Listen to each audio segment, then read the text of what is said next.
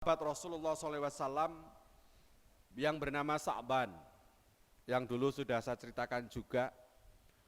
Sa'ban ini selalu aktif, salatnya selalu di depan sendiri, saf terdepan, paling kanan, mepet tembok.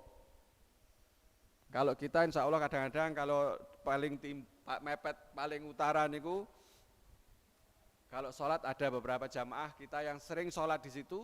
Ini Sa'ban juga demikian. Sa'ban itu tidak pernah di saf kedua ketiga, selalu di depan dewi. Saf terdepan paling kanan mepet tembok. Soalnya apa? Biar nanti ketika duduk berlama-lama setelah sholat itu tidak mengganggu orang-orang yang akan lewat. Suatu saat ketika sholat subuh, Rasulullah SAW tidak melihat iki nang ndi iki Sa'ban kok ora ketok iki. Biasanya ora tahu telat iki kok ayo gak ono malahan. Akhirnya Rasulullah sik dinteni sik. Kita tunggu sebentar Sa'ban. Barangkali ada hal di jalan sehingga dia terlambat. Ternyata Bapak Ibu sekalian, menjelang mentek subuhnya kok ndak teko, akhirnya ayo kita tinggal sopan sholat. Begitu selesai sholat subuh nggak datang juga. Rasulullah bertanya kepada sahabat, adakah di antara kalian yang tahu di mana rumah Sa'ban? Kemudian ada seorang sahabat yang menjawab, saya tahu persis rumah Sa'ban ya Rasulullah, antarkan kami ke rumah Sa'ban. Akhirnya Bapak Ibu sekalian, Rasulullah dan para sahabat ini menuju rumah Sa'ban. Sampai di rumah Sa'ban itu sudah hampir siang. Hampir siang, dan ternyata itu perjalanan itu menempuh waktu 3 jam. Jadi perjalanan dari Masjid Nabawi ke rumah Sa'ban itu 3 jam karena dia berdomisili di luar kota Madinah. Melakuni kaya tes menika. Ketika itu Sa'ban yang berjalan seperti itu, kemudian Rasulullah SAW nyampe ke rumahnya, kemudian dia ketok pintu, kemudian mengucapkan salam, Assalamualaikum. Ternyata yang menjawab adalah istrinya Sa'ban. Suara perempuan dan ternyata adalah istrinya Sa'ban. Kemudian istrinya keluar dan mohon maaf ya Rasulullah, Sa'ban tadi subuh tidak jamaah karena tadi malam meninggal dunia. Kemudian Rasulullah mendoakannya. Rasulullah mendoakan Sa'ban. Setelah itu istrinya bertanya, ya Rasulullah, ada kalimat yang saya tidak paham yang diucapkan oleh Sa'ban sebelum dia meninggal, yaitu, aduh, kenapa tidak lebih jauh? Nyapa ora luwih adoh? Kemudian, aduh, kenapa tidak yang baru? Nyapa ora sing anyar? Kemudian yang ketiga, aduh, kenapa tidak semua nyapa ora kabeh? Kemudian mendengar kata-kata istrinya tadi, Rasulullah menyampaikan ayat a'udzubillahi minasyaitonirrajim, laqad kunta fi ghaflatin hadza fakashafna anka ghita'ak fabasarukal yaum hadid. Sesungguhnya kamu berada dalam keadaan lalai dari hal ini,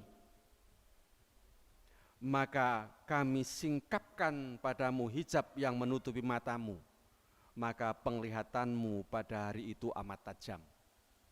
Quran surat Qaf ayat 22.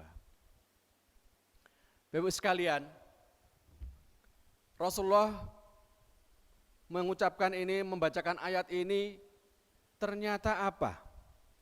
Ternyata Sa'ban ketika syakaratul maut itu dibukakan matanya, penglihatannya semakin tajam, sehingga ibarat film itu diputar selama hidupnya, itu diputar kembali di depan matanya. Kemudian dia mengaduh, kenapa kok tidak lebih jauh?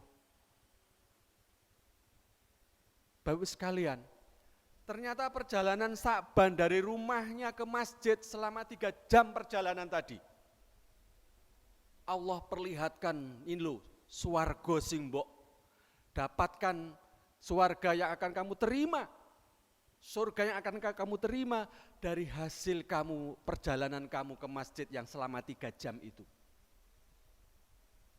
Begitu melihat indahnya surga, sahabat pengennya surga yang lebih indah, surga yang lebih baik, yang lebih baik lagi, sing indah bagus lagi. Makanya dia getun, kenapa tidak lebih jauh? Bapak sekalian, yang ini menjadi pelajaran bagi kita sekalian. Kira-kira enek apa sing perjalanan kita menuju masjid ini setengah jam saja, enggak usah 3 jam kaya Sa'ban, setengah jam saja. Saya yakin enggak ada. Wong kadang-kadang komat, Pak Kasanun komat baru berangkat, walaupun termasuk ashabul masbukin, termasuk sahabat-sahabat yang masbuk gitu. Saya yakin enggak ada yang 3 jam kayak Sa'ban. 3 jam lagu itu sini pulung kira-kira. Ngoten Mas Marianto nggih. Sini pulung 3 jam. Nah inilah.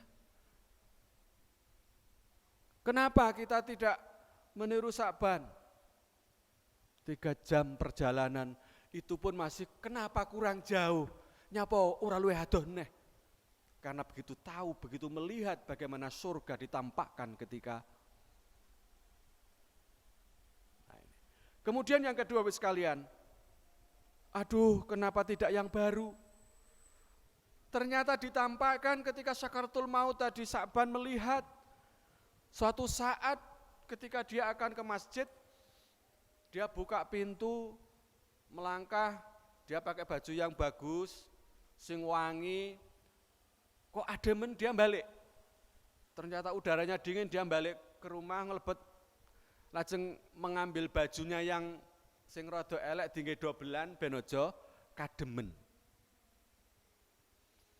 Di tengah jalan Bapak sekalian, dia melihat seseorang yang menggigil kedinginan. Kemudian dia mencopot bajunya yang luar sing rada elek tadi, diberikan kepada seseorang tadi biar tidak kedinginan.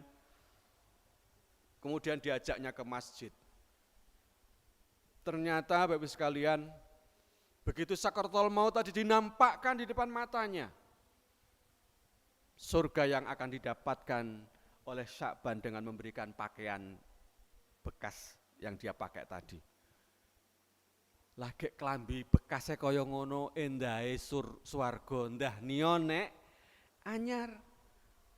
Makanya dia mengatakan, aduh kenapa bukan yang baru? Nyapa ora sing apik iki? Kok sing elek? Nah ini Bapak sekalian, ketika memberikan yang terbaik, sehingga itu Sa'ban. Nek kadang-kadang rumiyin niku sing panen gedang sing tadahudan didol, engko nek sing rodok bungkik didum tangga. Niku riyen lho, duka sakniki. Sami Pak Waras nggih.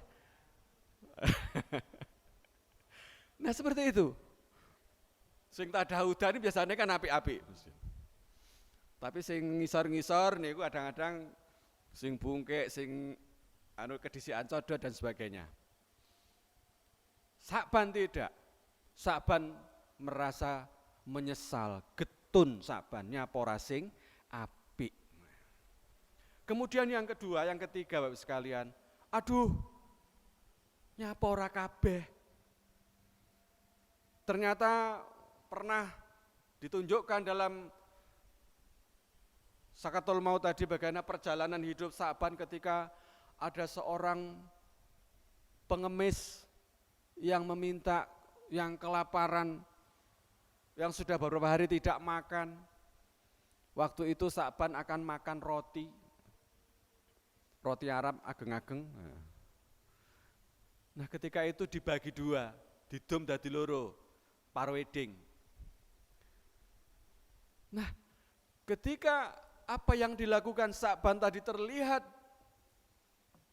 ketika Syakatul Maut, ditunjukkan pahalanya seperti apa. Sa'ban gedun nyapora kabeh, tak weh nih, nyapora kabeh. Inilah Bapak sekalian, apa yang bisa kita lakukan, kebaikan-kebaikan yang kita lakukan, hendaklah kita lakukan mumpung kita masih ada waktu.